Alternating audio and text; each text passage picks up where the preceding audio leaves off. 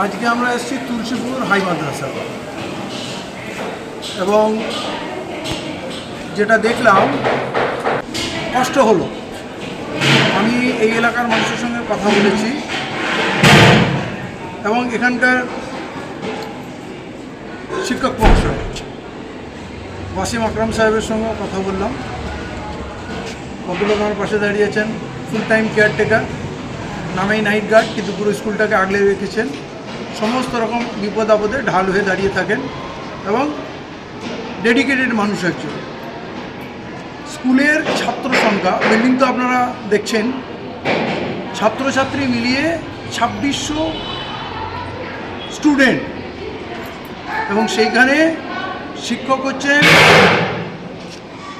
2 জন, মানে একজন তার মধ্যে টিআইসি, তাকে তো অফিসিয়াল কাজ এখানে ওখানে দৌড়ঝাঁপ করতেই হয়, আর আরেকজন যার নাম বললাম ওয়াসিম আকরাম সাহেব, এই ওয়াসিম বারি সাহেব, তিনি এখানে একমাত্র পার্মানেন্ট টিচার।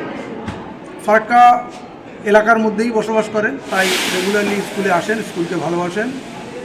এবারে আপনারা বিচার করেন, এরপর কন্ট্রাকচুয়াল কিছু টিচার ম্যানেজমেন্ট এই স্কুলের ফান্ডের থেকে ম্যানেজ করে কোনো রকমের টিচার,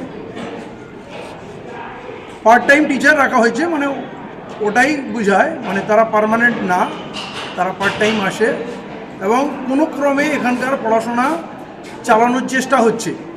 মানে আপনারা খুব ভালো বুঝতে পারছেন, 2600 স্টুডেন্ট থাকলে 40টা স্টুডেন্টে একটা করে টিচার অ্যালটমেন্ট হলে আপনার এখানে 60টার উপরে টিচার দরকার। 60-এর জায়গায় আছে 2 জন শিক্ষক, তার মধ্যে একজন টিআইসি, তিনি মনে হয় ক্লাস নেওয়ার সুযোগ খুব একটা পান না, তার উপরে অনেক কাজের দায়িত্ব। বাকি 8 জন পার্ট টাইম টিচার দিয়ে 2600 ছাত্রকে কী করে পড়াশোনা সম্ভব। যেটা আমি জানলাম, শিক্ষকের অভাব থাকার জন্য এনারা আপ্রাণ চেষ্টা করেও কোনোরকম স্কুলটাকে টিকিয়ে রেখেছেন, কিন্তু প্রকৃত যে কোয়ালিটি এডুকেশন দেওয়ার কথা সেটা পাচ্ছেন না। তাতে বহু ছাত্র স্কুলে আসা কমিয়ে দিয়েছে, বন্ধ করে দিচ্ছে এবং আমরা জানি যে পুরো রাজ্যে স্কুল বিমুখ হচ্ছে ছাত্ররা, তার এটা একটা বড় কারণ। এখানে মিড ডে মিলেরও প্রভিশন আছে। এই স্কুলে আমি দেখলাম বেঞ্চ টেবিলপত্র সব আছে। ক্লাসরুমগুলো ঘুরে দেখলাম বেশিরভাগই মেয়েরা আসছে, ছেলেদের সংখ্যা খুব নগণ্য। যেহেতু এখান থেকে একটা মাইগ্রেন্ট লেবারের একটা ট্রেন্ড আছে, ছেলেরা একটু বড় হলেই বাইরে চলে যায়, কাজকর্মে চলে যায়, মেয়েরা একটু লেখাপড়া করছে। সরকারের আমি দৃষ্টি আকর্ষণ করতে চাই, এটা এমন একটা এলাকা, ইমামনগর এবং বাহাদুরপুর এই বেল্টের জন্য এটা একটা ক্যানেল, ফিডার ক্যানেল তৈরি হয়েছিল এনটিপিসির জন্য। এটা ক্যানেলের এপারে আসার কারণে জল, এক্সট্রা জল পাঠানোর জন্য একটা ক্যানেল করা হয়েছিল।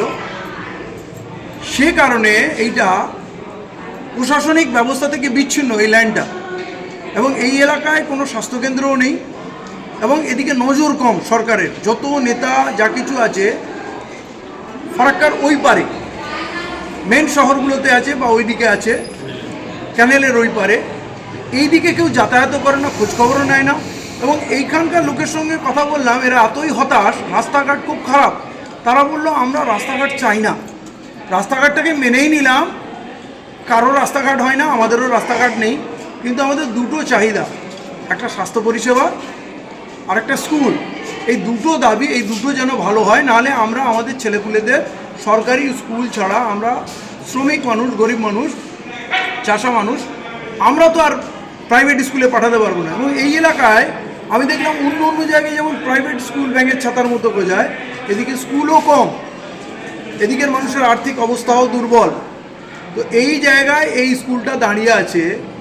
সরকার যদি একটু শুভদৃষ্টি দেয়, শিক্ষা দপ্তর, কারণ অনেক স্কুলে আমি দেখেছি 50-60টা করেও টিচার আছে, আর এইখানে একটা স্কুলে মাত্র 2 জন টিচার, একজন টিআইসি আর একজন মূলত শিক্ষক, আর বাকি যে পার্ট টাইম টিচার আছে তাদের দিয়ে কোয়ালিটি এডুকেশন সম্ভব না। এরা কি করে ফান্ড ম্যানেজ করছেন, ফান্ড থেকে আরম্ভ করে সব কিছু, আমি নিজেও অবাক হচ্ছি। আজকে যে উন্নয়নের কথা বলা হচ্ছে, প্রগতির কথা বলছে, এবং এইটা আমরা জানি শিক্ষা হচ্ছে জাতির মেরুদণ্ড। একটা দেশ যদি এগিয়ে যেতে চায় তার প্রথম ইনভেস্টমেন্ট হবে এডুকেশনের উপরে, সেকেন্ড ইনভেস্টমেন্ট হবে তার হেলথের উপরে। আর এই দুটো গরিব দেশে, বিশেষ করে পশ্চিমবাংলার এই যে পরিযায়ী শ্রমিকদের এইটা জেলা হয়ে গেছে, এখানে যদি সরকার এই দুটো ব্যবস্থা, স্বাস্থ্য আর শিক্ষার ব্যবস্থাটা যদি না করতে পারে, আমি যখন অবাক হই, যখন কলকাতায় থাকি, নিউ টাউন রাজারহাট যাই, যখন সল্টলেকে যাই, তখন দুটোকে যখন মেলাই তখন খুব অবাক হই।